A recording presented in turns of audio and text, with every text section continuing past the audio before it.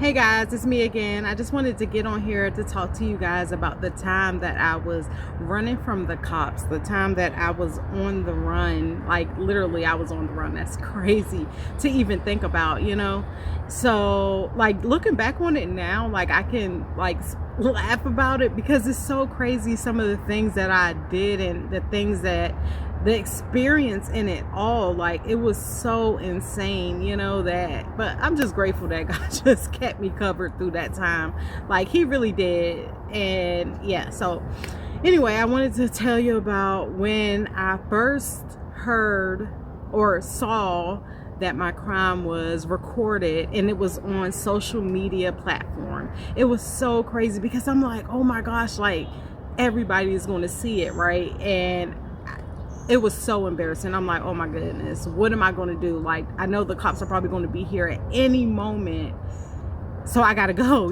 So I was like, okay, I'm gonna take my kids to Maryland because my mom lived in Maryland at this point. So I called her. I'm like, Mom, I'm about to drop the kids off because I need them to be with you when I get ready to turn myself in. Like, I'm trying to just, I didn't want to get stopped I didn't want to get like pulled over or like stop while the kids were with me. I didn't want them to have that experience. So I'm like, okay, let me take them to Maryland to my mom. I know I can trust her. I know that she's not going to call the cops on me, especially if I have the kids with me. You know what I mean? So I went ahead and I did that. I took them to Maryland and everything. And then after that, I went to North Carolina because my drug dealer was in North Carolina.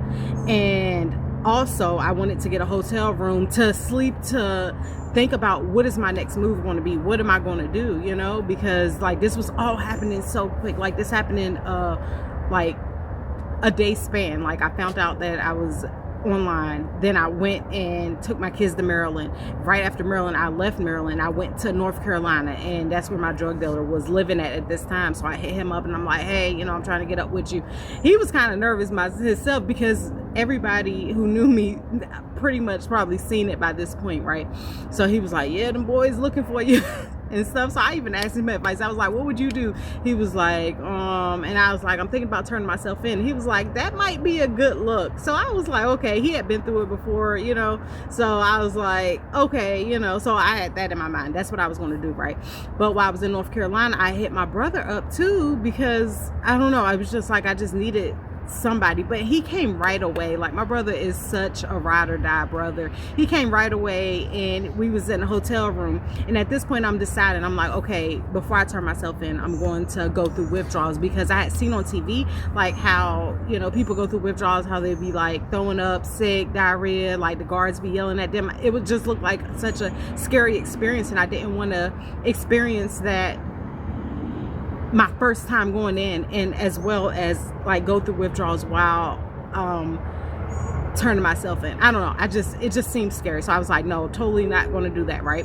So like I was in North Carolina, I was like, I'm going to go through withdrawals, get myself clean first, right? So my brother was down and stuff, so I'm like going through it, and he was like so encouraging at this point. He was just like trying to do different things, like I like to paint, so he brought me some paint. He brought his paint because he liked to paint too, and we were like painting and just trying to keep my mind off the withdrawals, because he could tell I was really like going through it at this point. And plus I'm just scared out of my mind. So one day, like this is like the second day or whatever, he was down there and he was about to go to his car, and when he go outside, there's like cops. Is like 5 cop cars, and he like peeked out the window. He's seen them, right? And so he told me, he's like, bro, it's like cops and stuff all outside, and they had his car blocked in, right? So I'm like, oh my gosh, like I'm tripping. I'm like, oh my gosh, like they're about to bust this door down to come and get me, because at this point I'm thinking the whole FBI, LAPD, I mean not LAPD, but the South Carolina police, like I thought everybody was looking for me. Like you could not tell me I was not on America's Most Wanted. Like that's what I was really thinking. But in all reality, nobody was really they were looking for me, but not like how I thought. So after a while and everything, we sitting in the room, and I'm scared. I'm like just praying. I'm like, Lord, please, if you get me out of this one, I'll never do nothing else again. And so I'm like sitting in there, and I'm so scared. And then next thing you know, like he peeked back and they were gone. That's how you know it was a rinky-dink hotel, because they were there for somebody else. They weren't even there for me. So he's like paranoid at this point. I'm paranoid at this point. But I kind of like relaxed a little bit because, you know, they won't there for me. And then I was thinking, like, what if they are there for me and they just trying to set me up? Like, I was thinking so many different things. Mind you, I'm going through withdrawals too. So I think I just got a little bit of paranoia, of course, you know. And then he had to get back to his job because he was working in Georgia and he was working for my uncle and them and stuff. So he had to get back to his job. And so I'm like, okay, well, I'm still going through this. I cannot go through this alone, you know, like I really need to come with you. And he was not down for it. He was like, no, I don't know about that. You're gonna have to do it on your own. But I think my uncle ended up talking to my uncle. Was both of my uncles are like ride or die. Like they had so much good advice. They were going through, like, they had something not similar to my case, but they had been in jail and they dealt with the cops and stuff before. So like they really had great advice. They were like my rock at this point. But anyway, so they were telling my brother, you know, take her with you, let her go with you and stuff like that. So he decided to let me come. So we were in so we went to Georgia, right? And we were at this hotel, and while I'm there, he's going out to work and stuff. Mind you, I'm in the hotel room by myself and I'm going through withdrawals. I'm scared as hell. Like I'm so scared. I'm like, oh my gosh. Like I'm thinking that the cops are going to come down and bust down my door at any moment. Like I didn't know what to expect. Like I would hear helicopters and I'm like, oh my gosh, there's helicopters looking for me. Like I'm so scared. But yeah, so I stayed there for a couple weeks and stuff, and I was going through withdrawals. But at this point I was still trying to figure out how am I going to turn myself in, like what am I going to do, right? You know, my brother's job was up in Georgia, and so we went back to Lexington. Now I was living in Lexington before, and we were living in this house, but we had got no, at this point we didn't. The house was still available, but I didn't want to go there because I'm like, the cops are gonna find me there. Like I can't go there, you know what I'm saying? But we didn't have nowhere else to go because, mind you, my brother was staying with us at this point. It was like a couple of days after we had got there and everything, and we were leaving to go somewhere. I forgot where we were going, but we were going somewhere, and I seen Lexington County cops pull up in the driveway. And at this point, I know they see me too. So I'm like, try to run to his car or whatever. So I run in his car. Stupid. And I got in his back seat and I was like laying down and everything, and he's like, and he's panicking because he's scared because he's harboring a fugitive, you know, so he's scared too. And I'm like, you need to go and talk to them. Like I was trying to get him to go to talk to them because I didn't want the cops to come to the car and see me. I didn't know for sure if they had seen me when they were pulling up. So I was like, I don't want them to come over here and they see me in the back of the car and they're gonna be like, they're gonna put two and two together, because I didn't know why they were there, you know. I really didn't know why they were there. I just thought that they were coming to look for me. That's what I had in my head. So I was like, John, please go over there and talk to them. And so he finally went over there and talked to them. I wanted him to go over there before they got out the car. So he went over there and he talked to him. Come to find out, you know, we were getting evicted or whatever. So it was such a relief. I'm like, thank God. But then again, it's like I'm dealing with something else, right? Because where am I going to stay now, you know? My brother is we leave and we come back, and so we're like, I'm like, I don't know what I'm gonna do, right? And so like later on that day, he was supposed to be going to the hospital because he was having some issues with his back and everything, and also he had his own mental health issues going on as well. So like we were supposed to be going to a hospital because that's where he told me we were going, and like we're going the opposite way of it. I'm like, bro, where are we going? Like this ain't the way for the hospital. And so he's not really saying much. He's like, oh, we're just going around here, we're just driving her up here or whatever. So I'm like, okay, I'm not really thinking much about it. But he tell me why he was on the way to the jailhouse. He was going to take me there without me knowing and just drop me off there. And I'm like, so we get like a minute away from the jailhouse, and he's like, pulls over and he calls my other brother, and he's like, yeah, I have her, we're here, I'm about to drop her off. And they're talking amongst themselves. They're not including me in this situation, in this conversation. They're just talking amongst themselves. So I'm like, bro, so I hear all of this and I'm like, I'm absolutely not turning myself in. because I wasn't prepared. It wasn't something that I was thinking that I was going to do that day. I was just like, no, I was just not having it.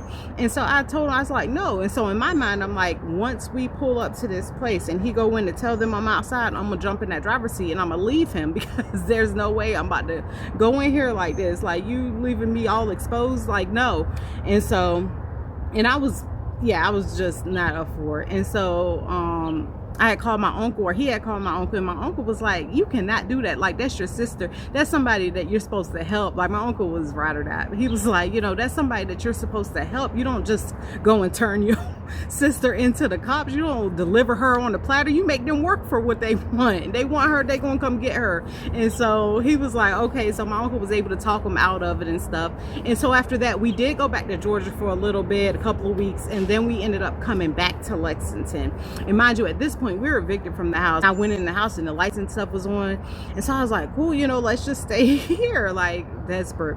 And so my brother was like, all right, or whatever. So like at nighttime, we would just sleep there and everything. And then we would, at first thing in the morning, we would leave. We would go out for the day just in case they came. We knew they weren't going to come in the middle of the night. So we slept during the night. And then in the morning, we would leave bright and early and go out and stuff, you know. And this went on for like a week or two, like a couple weeks and everything, until my brother was like, look here, he was going through a lot of mental health problems himself, and you could tell that my situation was like putting a lot of weight on him. He was like paranoid. It was just not good for him, and I knew that, you know. And so he was like, you know, you're gonna have to figure it out on your own, right? So at this point, I had started back taking pills. I know, stupid, right? You know, I was taking pills again. Guy who I was buying them from, he had liked me, you know what I'm saying? I had knew him previously. He had always trying to like get at me, but I didn't really find him attractive, or I didn't really like him, you know what I'm saying? Like, he was just somebody I bought drugs from, but he was really like, I don't know, he was really just trying to get at me and stuff still. And I think that he knew that he knew I was in this situation. So I think that he was using it to his advantage. That's what I was thinking in the beginning, you know what I mean? And so like, he would get like a hotel room and like kind of lure me in that way, like, come and stay, you know what I'm saying? I was like, at this point, I ain't got nothing to lose, whatever, you know what I'm saying? I'll come over there and get high, because he was supplying the drugs and everything. And then, so yeah, so I was staying with him for a little bit, and like every night he was getting hotel rooms and stuff. He was getting the food. But after a while, that got real old, you know what I'm saying? Like, I miss my family, I was missing my kids and everything. So at this point, I knew that I had to turn myself in. I was like, I'm definitely going to turn myself in. I'm gonna face the music. I'm gonna do what I have to do in order to get this behind me, you know, because at this point, I'm literally not doing anything to improve it. I'm literally just prolonging it, and I'm not getting anywhere. So I had made the decision that I'm going to go ahead, I'm going to turn myself in, I'm going to face the music and do what I have to do to get this behind me. And so yeah, so that's going to be my next video, guys. I hope that you enjoyed this one. I'm going to tell you guys about how my first day in experience was, what the process looked like of me turning myself in, and just what happened from there. So I look forward on telling you guys about that. Hope you guys enjoyed this video. If you did, I ask that you like and that you comment, that you subscribe to this channel. I have so much more in store for you, and I hope that you guys continue to refine your purpose. Okay, have a blessed day.